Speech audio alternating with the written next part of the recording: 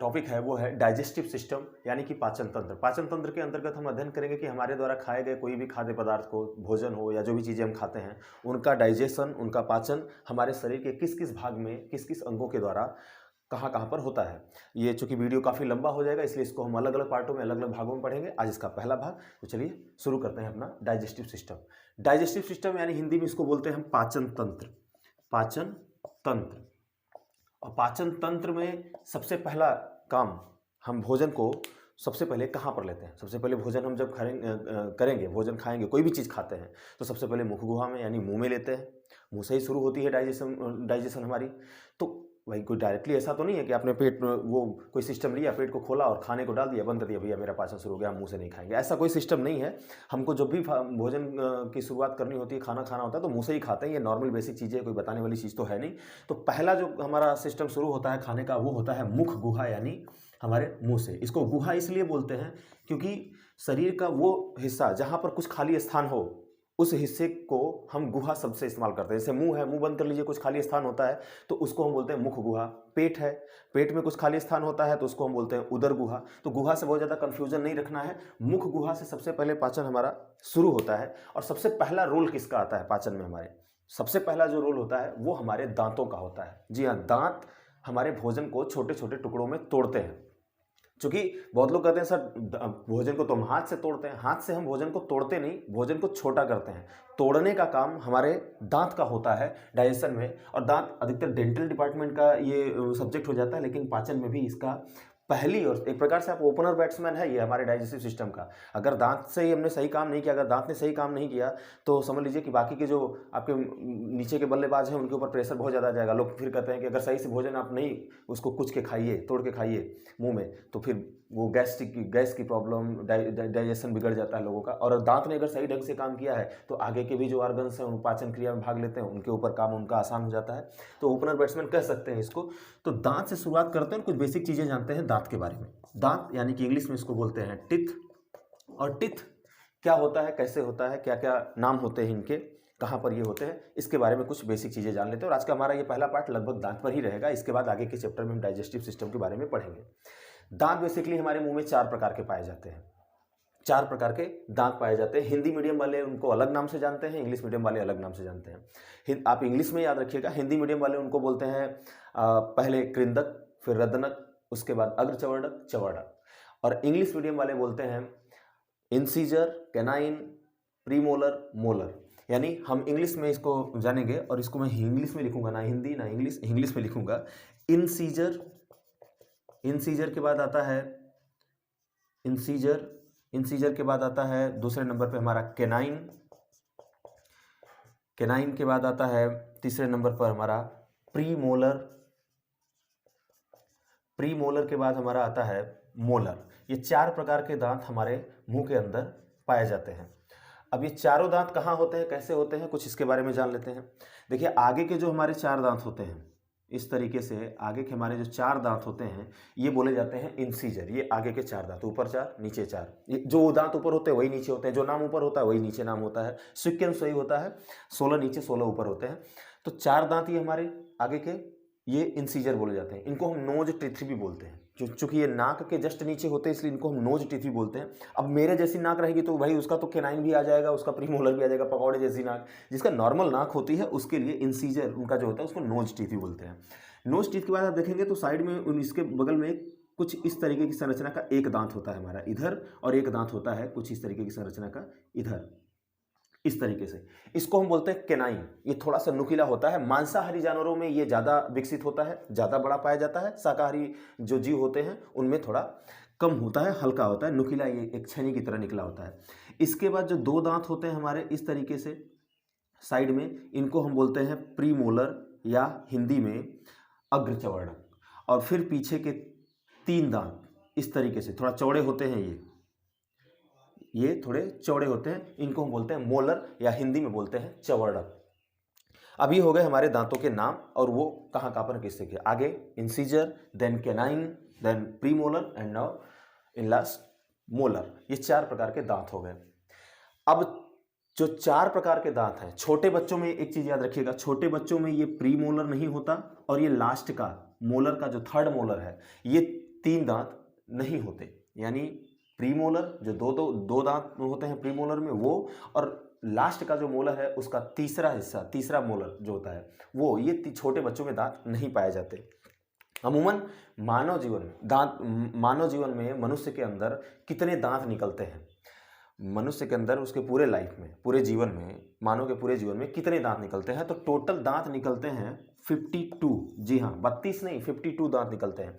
चूंकि 12 दांत जो होते हैं वो परमानेंट होते हैं, एक बार निकल जाते हैं तो टूटते नहीं, और अगर किसी कारणवश टूट गए तो फिर दोबारा वो निकलते नहीं। मेरा भी जब एक्सीडेंट हुआ था, बाइक एक्सीडेंट, तो उसमें से कुछ दांत ये आगे के थोड़े थोड़े टूट गए थे, इसकी वजह से प्रॉब्लम हो गई थी। एक बार आपका अगर इन 12 दांतों में से कोई टूट गया तो वो दोबारा नहीं निकलेगा। और बाकी जो होते हैं 20 दांत, ये हमारे एक बार निकलते हैं और निकलने के बाद वापस फिर से ये आते हैं, जिन्हें दूध के दांत भी बोलते हैं। तो 20, 20, 40 और ये 12 पहले के जो ये एक बार निकल जाते हैं दोबारा नहीं निकलते, वो मिला के टोटल जो दांत निकलते हैं पूरे जीवन काल में वो 52 दांत निकलते हैं टोटल लाइफ। अब वो अलग बात है कि एक मनुष्य के मुंह में कितने दांत होते हैं वो क्वेश्चन होता है, वो तो 32 होते हैं। अब दांतों की संरचना के बारे में थोड़ा जान लेते हैं। दांत जो होता है वो 3 भाग का बना होता है। सबसे ऊपरी भाग जो होता है वो सबसे हार्ड यानी सबसे कठोर हिस्सा, उसको हम बोलते हैं इनोमिल। इनोमिल जो ऊपरी परत होती है हमारी, सबसे कठोर, हमारे शरीर का सबसे कठोर हिस्सा होता है, ये सबसे हार्ड हिस्सा होता है, सबसे कठोर हिस्सा होता है वो होता है इनामिल। देखिए, शरीर का सबसे मजबूत हिस्सा जबड़ा होता है, लेकिन सबसे कठोर हिस्सा इनामिल होता है। क्लियर रखिएगा, कोई कंफ्यूजन नहीं। मानव शरीर का सबसे कठोर हिस्सा कौन सा होता है? तो वो दांतों की ऊपरी परत इनामिल होती है। और मानव शरीर का सबसे मजबूत हिस्सा कौन सा होता है, अगर ये क्वेश्चन पूछेगा तो वो हमारा जबड़ा होता है। चलिए, इनामिल ऊपरी परत होती है, उसके बाद इनामिल के नीचे एक दूसरी परत होती है जिसे हम बोलते हैं डेंटाइन, जिसे बोलते हैं हम डेंटाइन। ये डेंटाइन दूसरी परत होती है। डेंटाइन ये थोड़ा इनामिल से कम हार्ड होता है। इसके बाद तीसरे नंबर पे जो होता है, ये ले लेते हैं इसको दांतों के भाग में, वैसे स्पेशली 2 ही भाग होते हैं। तीसरा ये होता है, इसको हम बोलते हैं चेम्बर। चेम्बर एक प्रकार से दांतों का आप कह सकते हैं मांस होता है। ये नॉर्मल जो मांस होते हैं हमारे, इन मांस से अलग होता है। ये स्पेशली दांतों के लिए ही प्रकृति ने इनको बनाया हुआ है, इसलिए इनको हम चेम्बर के नाम से जानते हैं। तो enamel, dentine and then chamber, ये 3 पार्ट होते हैं दांतों के, 3 भाग होते हैं। और अब दांतों के बारे में हमने इतनी जानकारी ले ली। एक चीज और कि ये इंसीजर, केनाइन, इंसीजर काटने का काम करता है आगे का। केनाइन जो होता है, केनाइन मांसाहारियों का ज़्यादा बड़ा होता है, ये ज़्यादा विकसित होता है। आप देखेंगे कि जो केनाइन होता है जानवरों में, कुत्ते को देखिए, डॉग, कुत्ते का देखेंगे तो साइड से 2 दांत दिखते हैं, बड़ा नुकीला निकला, बड़ा खूंखार। अगर उसके मुंह को खोल के देखिए, शेर को देखिए, आप लेपर्ड को देखिए, तो जितने भी मांसाहारी जो मांस खाते हैं, तो उनको मांस खाने में सहायता, मांस को खींचने नोचने में जो हेल्प करता है दांत, तो ये केनाइन ही हेल्प करता है। और केनाइन इसलिए उनका बहुत ज़्यादा विकसित होता भी है। शाकाहारी जो जानवर होते हैं, शाकाहारी जीव होते हैं, उनको होता तो उनमें भी है कैनाइन, लेकिन बहुत ज़्यादा विकसित नहीं होता है। और एक चीज़ कन्फ्यूजन रहा कि सर हाथी जो होता है, हाथी के 2 दांत इस तरीके से बाहर निकले होते हैं, इस तरीके से, ये कौन से दांत होते हैं हाथी के?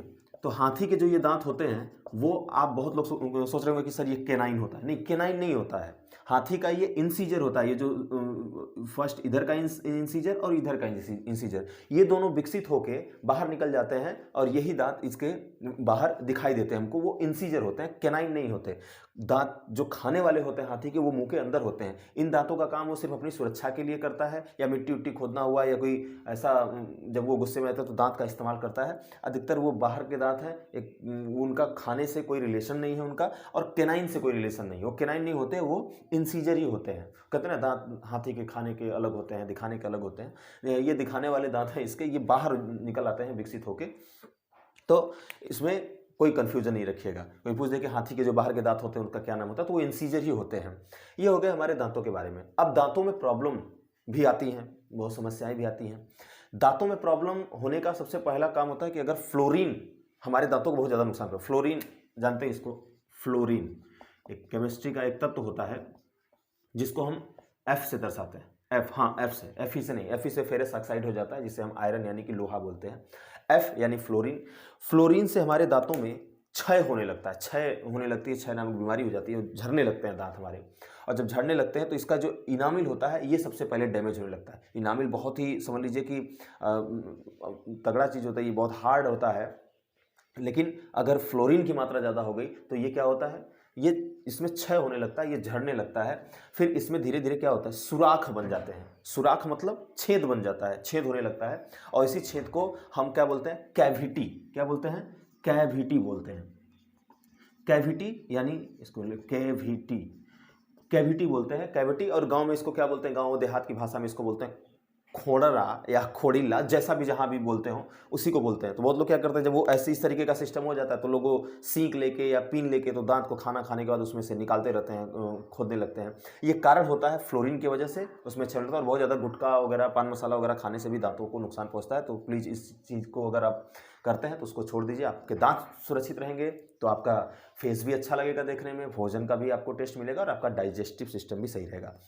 ये हो गया हमारे दांतों के बारे में आज की हमारी पहली वीडियो में नॉलेज। दूसरी वीडियो में हम चलेंगे हमारे मुख गुहा में जो पाचन शुरू होता है, दांतों के कार्य के बाद जो दूसरा रोल किसका आता है, वो उसके बाद सेकंड नंबर पे बैटिंग कौन करने आता है, तो वो हमारा होता है स्लाइवरी ग्लैंड, यानी कि जिसको हम बोलते हैं लार ग्रंथि। तो अगले चैप्टर में यानी इसके नेक्स्ट भाग में हम वहाँ से अपने खाने को आगे बढ़ाएंगे। आज के लिए इतना ही, धन्यवाद।